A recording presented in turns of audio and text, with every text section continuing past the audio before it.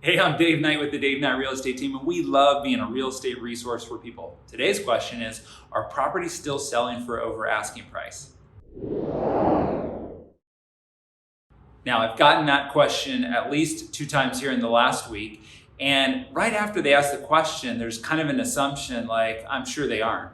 And what's interesting is that absolutely properties are still selling for over asking price. So last night we had a property go into escrow at $250,000 over the asking price. I just seen another one sell for $500,000 over the asking price, and another one $300,000 over the asking price. So are all properties selling for over asking price? Absolutely not. There's definitely less now than there were a year ago when we were at the height of the market. However, some properties still are. So what determines that?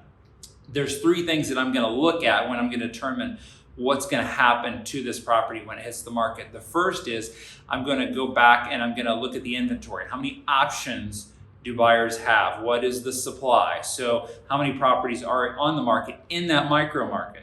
Now, we talked about micro markets a few videos ago. Those could be defined by city. It could be defined by the school district, neighborhood, price point. Those are all different micro markets, or could determine different micro markets. Now, with the supply, then I'm going to look at what is the actual demand. So of the properties that are in that market, how many are actually in escrow? So backup status and pending, because that tells us how many buyers are absorbing those properties. Then the third thing we're going to look at is we're going to look at the past. What has happened in the last 3 months to determine how many solds have happened for the similar properties.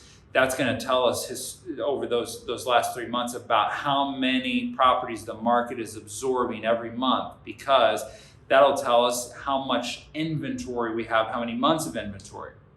Historically, when we hit 6 months of inventory, that shifts into a strong buyer market.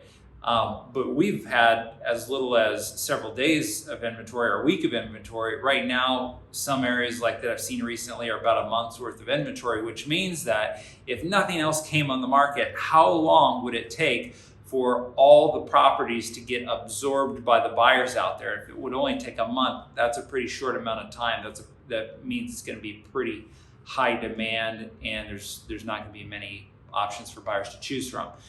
So are properties still selling for over asking price? Absolutely. It just depends on the micro market. Any properties you have that you're thinking about, or you just have questions about how would the market respond to my property, feel free to give us a call.